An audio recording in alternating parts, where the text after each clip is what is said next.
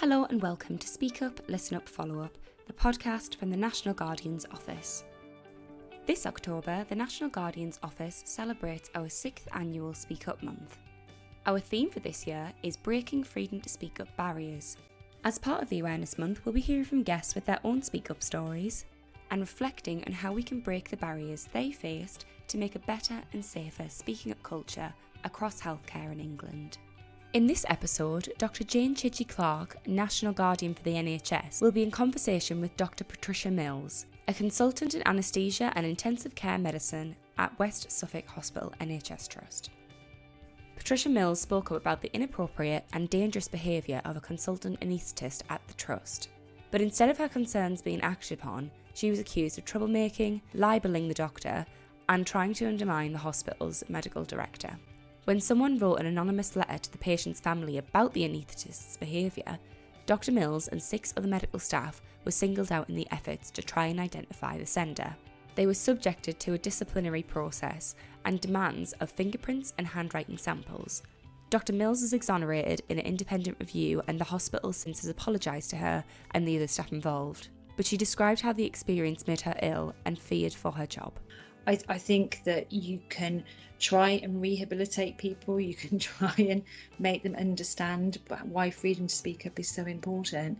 But I think there also needs to be, if I'm honest, a bit of stick, not just carrot. We hope you enjoy this episode, and now over to Jayne.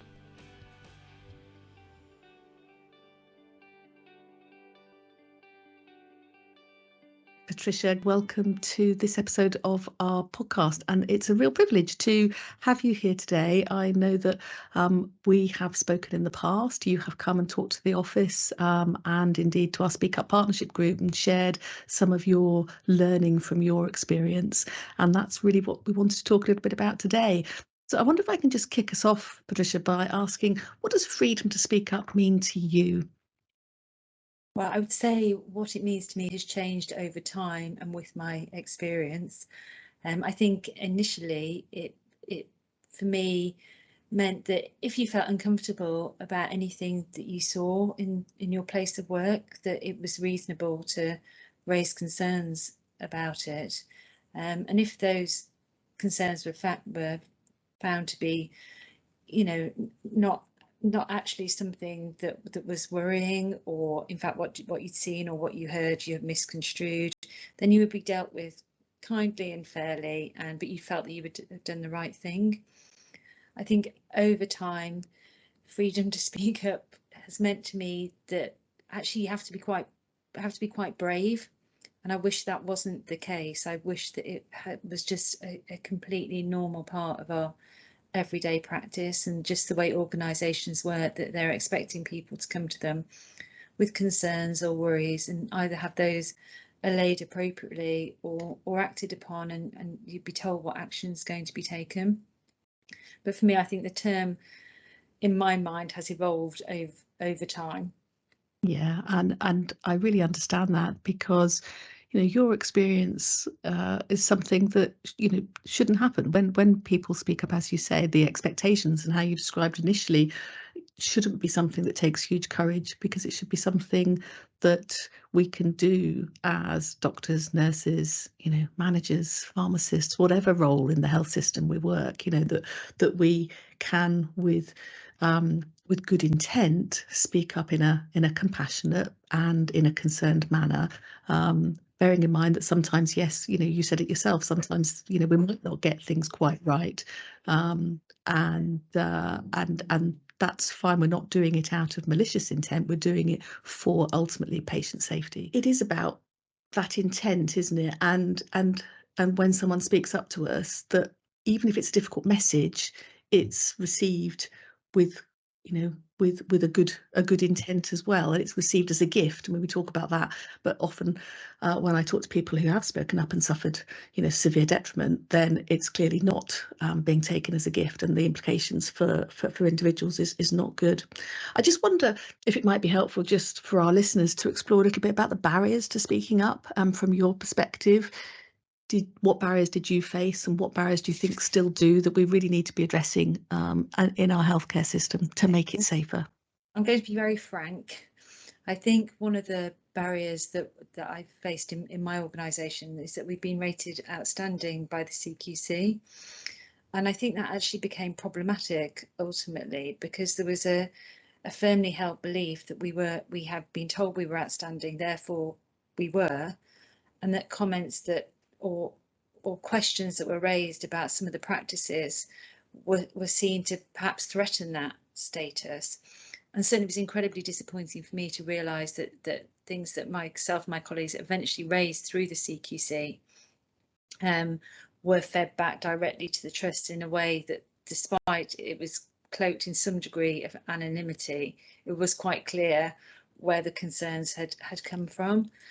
And I think I was labelled as a terrorist in the midst of that management group. And I think seeing that in writing when the report came out eventually, it didn't surprise me, because that's how I started to feel. I started to feel that I was seen very much as the problem. And I think, as I said to you before, I always was slightly cynical about people speaking up stories, if I'm really honest. When I would read them in the paper or see them on the television, I would assume that in fact they were probably a bit of a problematic personality who were providing challenges that weren't necessarily welcome or indeed helpful. And obviously my view of that has changed completely in light of my experience. And I think if there's a degree of groupthink within management, and I think we ended up in a difficult situation because the senior managers started to work in a different building, so they became remote not only geographically but almost ideologically from the rest of the trust. And I don't believe that managers, you know, are any different to us really. I think they go to work wanting to do a really excellent job, and it's how we make it that it's completely acceptable that people will arrive with concerns and perhaps criticisms, and maybe they don't always get the language right when they're raising those, but however they're brought to you to respond with curiosity, not automatically. And that's the key, isn't it? Yeah. Patricia, that is a real key there. And I guess if there's people listening to us today who are working in leadership roles, be that as a manager, be that as a clinical manager, then what I hope they're hearing is a how not to, and what mindset to have when people bring those issues. And you said, it became focused on you as the message bearer, using that dreadful word, being thought of as a terrorist, as opposed to being thought of someone bringing a gift of information. And if we don't want, even if they're difficult gifts, but it is a gift of information about something that's going to hopefully make that service safe, and coming back to that good intent. It's interesting what you said as well, Patricia, about management physically locating away from, the rest of you as clinicians, and that led me to think about the importance in all of this of relationship, of conversation, because I don't know how it is for you now, but if we don't have those good relationships, you're a senior leader in your anaesthetics department, aren't you? The key bit of those everyday conversations with your team, between your team members and you with your more junior team members, but then there's trust built up, because if we don't have trust, and that's what sounded to me that you were describing a little, was that lack of trust between, and it's almost like two camps, and we're all working for the same end, and that is excellent patient care and good outcomes for the people that we look after. So it shouldn't be an us and them, it should be those everyday conversations and working together. I mean, teamwork includes managers as well as clinicians, as well as everybody, doesn't it?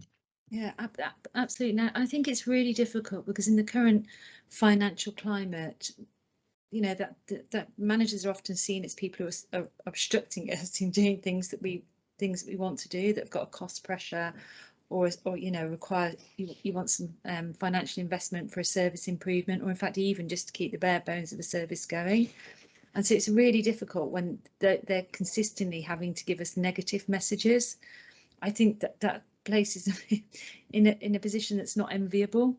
Mm-hmm. And I think the analogy I use is that if you become a clinical director or a medical director or an associate medical director, if you think of the healthcare professionals as like this analogy, as a prison population, and you get taken out and you get made a prison warder for a while, then it's very difficult to go back into that prison population.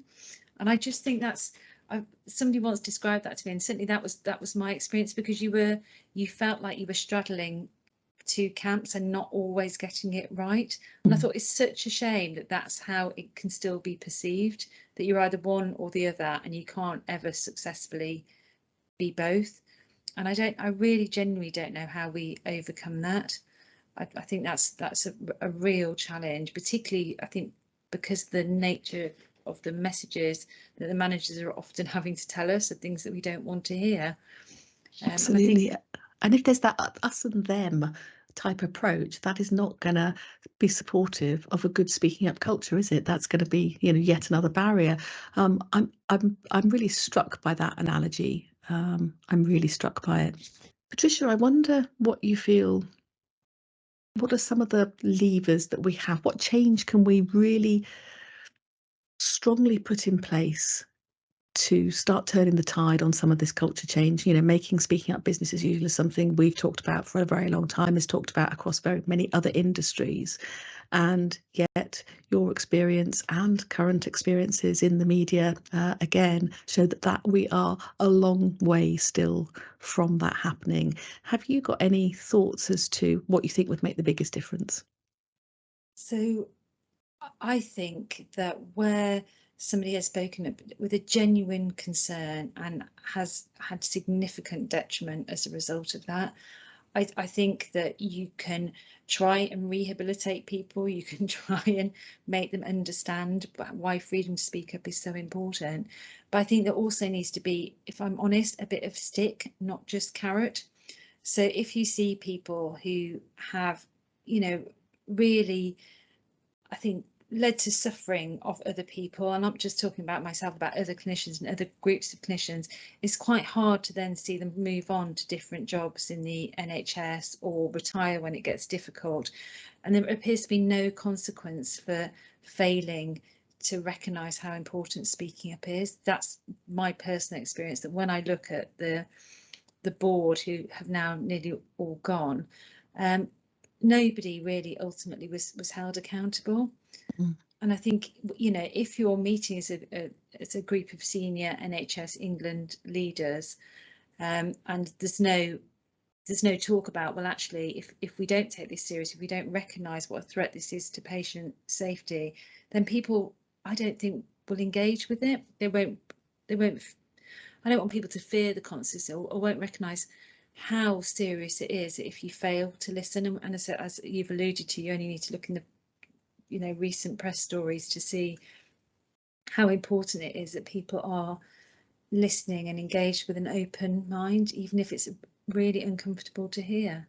And that's the bit, isn't it? Is not having a defensive culture. It's having a culture that is, any information that someone's giving with that good intent. And but if we've got a worry, we've got a concern, let's raise it. And then leaders, managers, it's that, let's listen to this, as uncomfortable as it might be, and let's really see what is going on here, what's the information, and take timely, appropriate, proportionate action. And in too many cases, that's still not happening. It's interesting you talking about accountability, and I know we've had a bit of a discussion about that before. What strikes me, there's an opportunity with the CARC framework that NHS England have recently published to put greater accountability in there around the area of whistleblowing. But for me, it's not just about, I absolutely think we need accountability, but we absolutely need better training support. We need better recruitment into these leadership roles where people have these values and aren't going to be defensive. Or attempt to suppress or allow people to suffer detriment for when they do the right thing and are courageous, as you've said. So there is so much more still to do. We'll have some managers and some leaders listening to this podcast today, and you're a clinical leader yourself.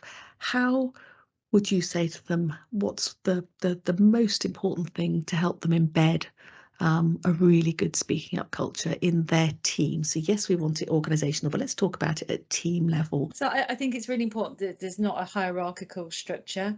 I think that people have to feel that they can talk to anybody, that they're empowered to speak, that their role is not so much greater than theirs, that they're unable to raise a concern to anybody. I think that's really important.